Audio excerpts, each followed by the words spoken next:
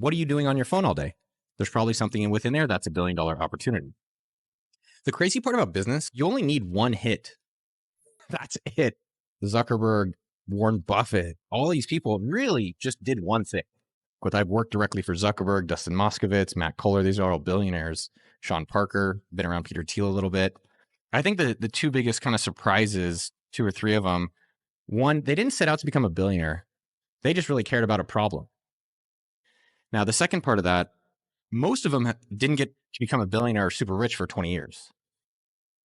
And recognizing that and being like, okay, cool. If I can be patient and focus on longevity, I can become a millionaire, multimillionaire, maybe billionaire or beyond.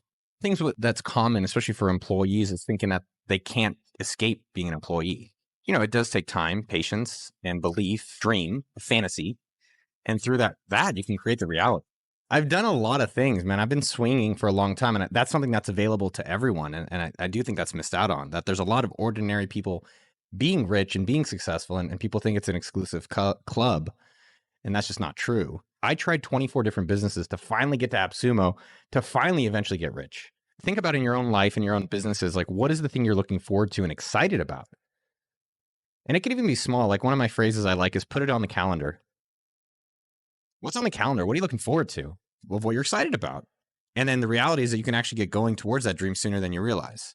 Everyone should be an entrepreneur, everyone, because if you get fired today, what's your backup plan? Go on Indeed.com and pray. Like having an entrepreneurship where you can have your own business, and if you start it right now, not how, you just get started.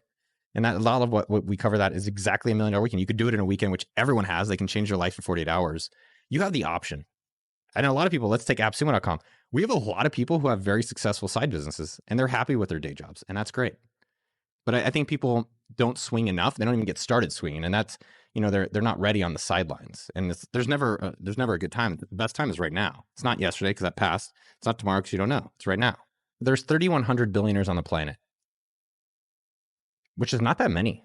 So if you want to meet one and learn from one, that's a really great cheat code of life, and they're accessible. And so taking a step back around interviewing billionaires on our YouTube channel, and then myself running almost $100 million a year business at AppSumo.com, it's the power of asking is the most powerful thing that no one is really improving on or really getting started on.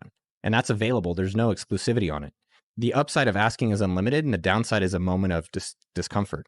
The second thing with this YouTube channel from interviewing billionaires and millionaires is that there's so many different ways of getting rich. I thought that everyone else you can only get rich on the computer and on these worldwide webs.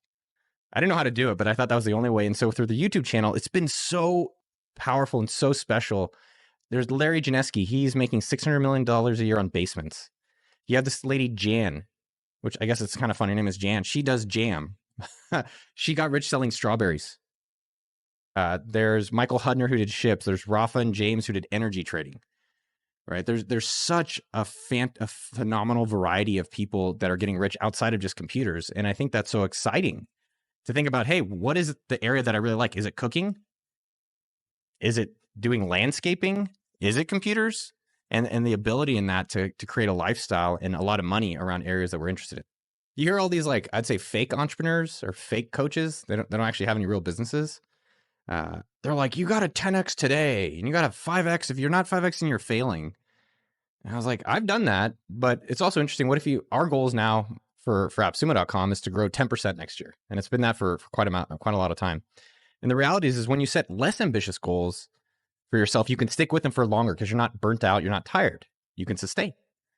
And then by having less ambitious goals, you also have creative freedom because you're not stressed about hitting a target. And that gives you the ability to create 10x opportunities because you're like, okay, cool. I'm not worried about making money in that, but I can go do things that potentially, be moonshots and really drive the company for the future. There's a lot more smarter people out there than they give themselves credit for. The only difference is that I start. That's the biggest difference. But I would say the success of a founder and success if you want to be an employee CEO within a company is how are you being resourceful? How are you solving the goal and the problems and the priorities with the resources that are available? Most people sit and they complain like, oh, I don't have this. Like there's a lot of people, I'm not getting paid enough. Well, what are you doing about it? Did you put together a proposal? Did you go look at comparison analysis? Did you go create more revenue so it's obvious that people should pay you more? when you're going somewhere in a car, you're like, of course I want a destination. Then why don't we replicate that in business?